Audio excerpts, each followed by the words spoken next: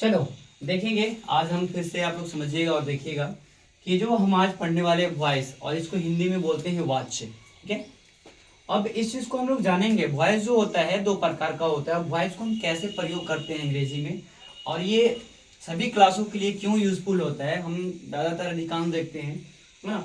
आप मान लीजिए या किसी कंपटीशन में चले जाइए, या ट्वेल्थ का जो एग्जाम होता है इंग्लिश का, उसमें भी पाँच पाँच देता है, कम से कम 5 प्रश्न देता है इससे। तो हम इस चीज को समझेंगे, बारीक बारीक रूप से समझेंगे। चलिए, हाँ, वॉइस का हिंदी क्या होता है, वाच्य होता है।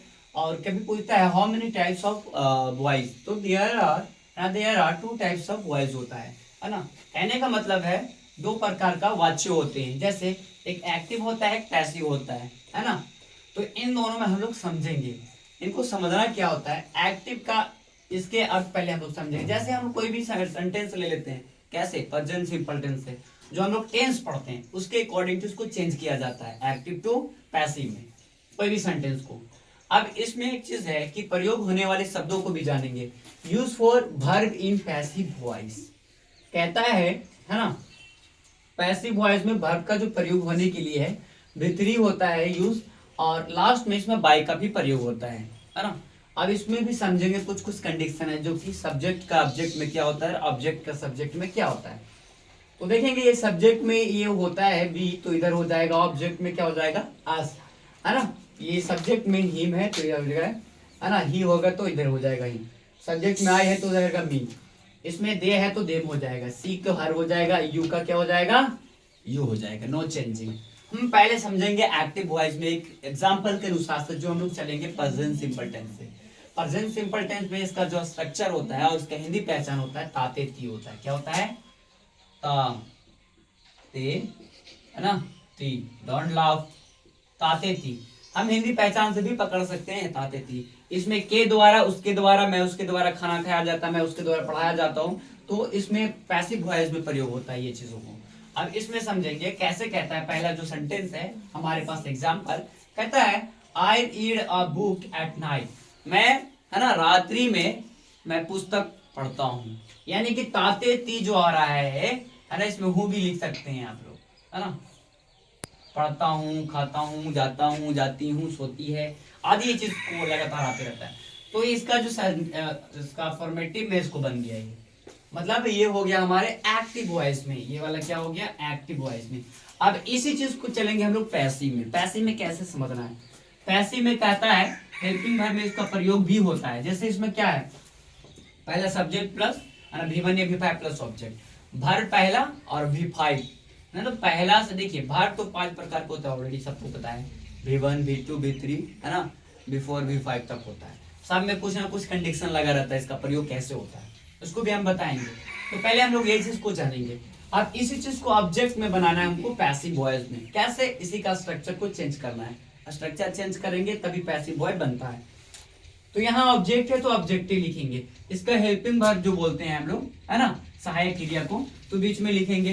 बीच में लिखने के बाद क्या करना है हमको, वर्ब, जिसको हम बोले थे भीतरी हमेशा यूज होता है। पैसिव वॉइस में ऑलवेज टाइम, कुछ भी सेंटेंस हो, या प्रेजेंट सिंपल हो या पास्ट सिंपल को आप चेंज करते हैं पैसिव में, तो हमेशा ऑलवेज की बात करता हूं तो वर्ब में थर्ड यूज ही होता है, याद रखिएगा सभी लोग, है ना। अब इसको object plus is am are हो गया, भीतरी प्लस सब्जेक्ट। अब बाई पूछेगा, बाई कहां से, अब बाई इसलिए लगाया कि के द्वारा, मैं उसके द्वारा खाना खाया जाता हूँ, है ना, उसके द्वारा पढ़ाया जाता हूँ, मैं उसके द्वारा बाजार जाता हूँ, तो ये इसके माध्यम से बनाया जाता है पैसिव वॉइस, है ना। आप देखिए एक सेंटेंस लेते हैं, I read a book at night, तो ये जो हमारा है यहां से हम लोग देखेंगे ये ऑब्जेक्ट बना है, तो ऑब्जेक्ट पहला ये बनेगा, है ना। यहां से देखेंगे ये वाला ऑब्जेक्ट बनेगा पहला, यहां से देखेंगे तो यहां से लिखेंगे अ बुक इज। अब बुक जो है कैसी वस्तु है, जैसे, है ना, एक मृतक चीजों को डिफाइन करता है, तो मृतक चीजों के साथ आ तो लगा ही है, और इसको साथ हम इज का प्रयोग करेंगे। और इज, है ना, एम का प्रयोग खुद के लिए होता है, जैसे मी के साथ, और आर का प्रयोग दे, है ना, वी, है ना, और यू के साथ कर सकते हैं। तो क्या है यहाँ पर, क्या कहता है, a book is read at night, फिर ये जो लगा हुआ है एट नाइट, है ना, एट नाइट, यहाँ पे एट नाइट लगाएंगे। उसके बाद क्या कहता है हम लोग को बाई, तो बाई लगा के यहाँ पर कर दिए बाई मी। अब देखिएगा ध्यान से, यहाँ पे आई का सब्जेक्ट में था, है ना, तो जब ऑब्जेक्ट बनेगा तो इधर हो जाएगा मी। अब इस चीज को हम यहाँ तक समझ गए। अब इसी चीज को हमको देखना है ना, नेगेटिव में, नेगेटिव सेंटेंस में देखना है। नेगेटिव में सब क्या कहता है, सब्जेक्ट प्लस डू या does not plus V1 plus object हो जाएगा, है ना, इसको नेगेटिव हो गया। अब नेगेटिव में इस चीज में हम लोग आएंगे कि कैसे बनता है, ठीक है। अब यहाँ पर क्या हो जाएगा, इसका structure subject plus is am are, अब यहाँ पे नोट हो जाएगा। अब एक चीज यहाँ पे भी समझना है, पॉइंट समझना है कैसे, यहाँ V1 था ना, यहाँ V5 था, तो इसमें केवल V1 रहता है, इसमें चेंज हो जाता है, जैसे नेगेटिव में बदलता है ना, ये V1 हो जाता है, V5 हट जाता है।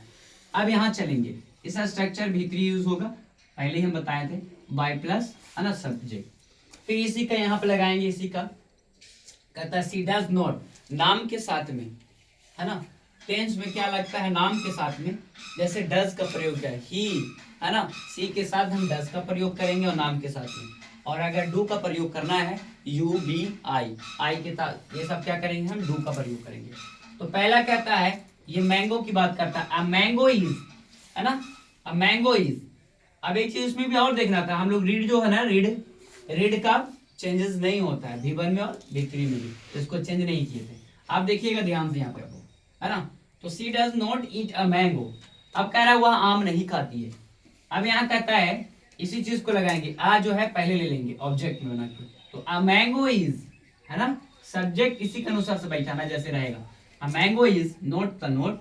अब ईट का क्या होता है, V3 ईटेड, तो बाई केकरा द्वारा नहीं खाया जा रहा था भैया, तो लड़की के द्वारा, तो हर लग जाएगा, जैसे हम यहाँ बताए थे हर, है ना, सी का हर होता है ऑब्जेक्ट में।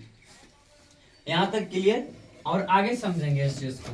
फिर यहाँ पर भी देखेंगे तो बस वही जस्ट के तीस, अफर्मेटिव में, सॉरी इंट्रोगेटिव वाले को देखते हैं। अब इंट्रोगेटिव में हो जाएगा क्या, प्रेजेंट सिंपल टेंस में डू या डज सब्जेक्ट प्लस V1 या प्लस ऑब्जेक्ट, लास्ट में क्वेश्चन मार्क इसलिए लगाना क्योंकि प्रश्न की बात करता है ना। अब इस चीज को यहाँ चल जाएंगे, कहता है इसी में आप पहले आ जाएंगे, कैसे, पैसिव वॉइस में, तो पहले लिखा जाएगा is am are object plus V3 plus by plus subject. अब इसका एग्जांपल क्या हो जाएगा, ध्यान से देखिएगा, है ना, does she eat a mango, क्या वह आम खाती है, तो हाँ, तो इसमें हम बनाएंगे कैसे, इज अ मैंगो, है ना, पहले इसको हम कैपिटल लिख लेते हैं क्योंकि कैपिटल लिखना जरूरी होता है ना, is a mango eaten by her, है ना, क्या उसके द्वारा आम खाया जाता है ना, ऐसे हो जाएगा ये, तो इसका भी लास्ट में हम क्वेश्चन मार्क लगाएंगे। अब जो हम प्रश्न की बात, अधीनता जो होता है, जो WH क्वेश्चन मार्क होता है, उसके अकॉर्डिंग टू चलेंगे यहाँ पे, जिसको बोलते हैं WH वर्ड, तो WH वर्ड प्लस डू या does subject plus V1 plus object होता है ना। इसमें क्या हो जाता है, why do you love him, आप, है ना, आप उससे प्रेम क्यों करते हैं, why do you love him, इसमें हम क्वेश्चन मार्क लगाएंगे, ठीक है। अब यहाँ पर चलेंगे, अब इसी का ऑब्जेक्ट में देखेंगे, पैसिव वॉइस में, तो एक्टिव वॉइस में हम देख लिए, अब इसी को चीज को देखना है, WH word is am are subject plus V3 plus object हो जाएगा। अब इसी के अनुसार से एक चीज इसमें चेंज हो जाएगा, क्या, ही था तो यहाँ आ जाएगा इज के, इज जस्ट के साथ यहाँ मतलब इसके अकॉर्डिंग टू इज लगेगा, जैसे ही के साथ इज लगाएं, तो वाई इज ही। अब लब का क्या होता है, V3 लब्ध होता है। अब किसके द्वारा बात बता रहा था भैया, तो यू, मतलब तुम्हारे साथ में, तो कह रहा है उसके द्वारा, तो सी, है ना, why is he loved by you, मतलब आपके द्वारा उसे क्यों प्रेम किया जाता है ना, खत्म कहानी। यहाँ तक आप लोग को समझ में आता है तो फिर कमेंट कीजिए, और कहीं पे डॉट होता है तो बताइएगा कि मैं इस चीज को फिर दोबारा एक्सप्लेन करके एक वीडियो फिर से लाऊंगा, ठीक है। तब तक के लिए जय हिंद, बाय बाय।